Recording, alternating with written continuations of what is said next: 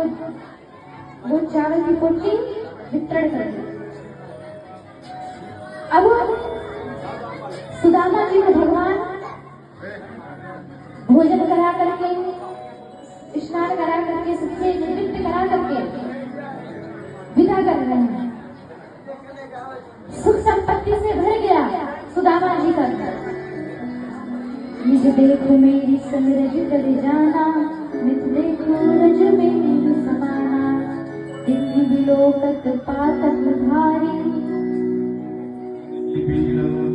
पातक भारी। मैंने जी ने सुग्रीव को बताया और श्याम ने वही किया।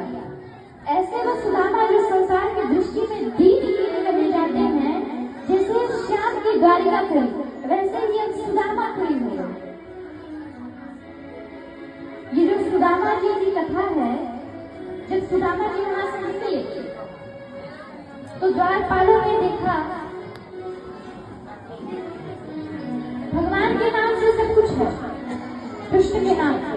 और बगल में देखा सुदामा जी जब निकले तो देखा सुदामा विद्यालय, सुदामा कॉलेज। फिर मन में सोचने लगी, मैं तो गया था कृष्ण से कुछ मांगने के लिए, लेकिन यहाँ तो उनकी प्रॉपर्टी किसी ने एक्वायर कर ली।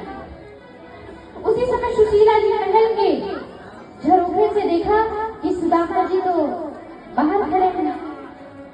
दौड़ी दौड़ी आई, सुदामा जी के चरणों में प्रणाम किया, फिर सारा वृतांत उन्होंने सुनाया। प्रभु, आपके जाने के बाद स्वयं विश्वकर्मा जी यहाँ आए थे और उन्होंने हमारे घर को महल बनाने की जिज्ञासा करी।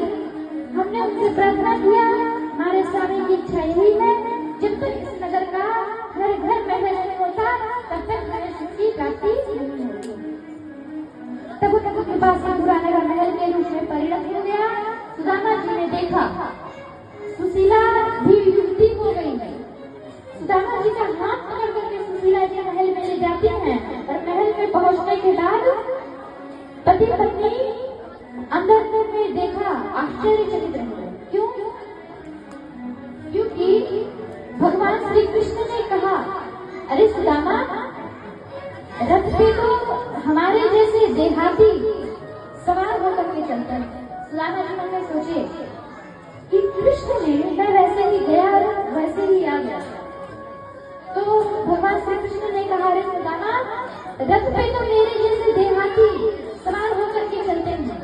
अभिमानी जब रथ पे चलते हैं तो पृथ्वी दुखी होती है, और अगर इस पृथ्वी पर कोई धर्मात्मा चरणाधार के चलते हैं, चरण धरातल पर रख करके चलते हैं, तो पृथ्वी बड़ी प्रसन्न होती है, पृथ्वी भी धन्य हो जाती है। भगवान ने कहा, सुदामा, मैं तुम्हारे भक्ति से प्रसन्न हो गया, वरदान मांगना, क्या मांगते हैं? सुदामा जी ने कहा, हे कृष्ण, ये धन, ये संपदा, ये संपत्ति, ये सब सुशीला को चाहिए था और ये सब उसे प्राप्त नहीं हुआ। हे कृष्ण, मुझे तो सिर्फ आपके चरणों में निश्चल भक्ति चाहिए और मैं जा रहा हूँ आपके नाम रूपी अमृत में गोता लगाने के लिए। सुदामा जी ने कृष्ण को प्रणाम किया और वन की ओर चले गए। इस प्रकार से सुदामा जी की कथा श्री सुखदेव जी महाराज ने परीक्षित को सुनाई। अब परीक्षित के मुक्ति का समय आ गया। बोलिए बांके बिहारी लाल की।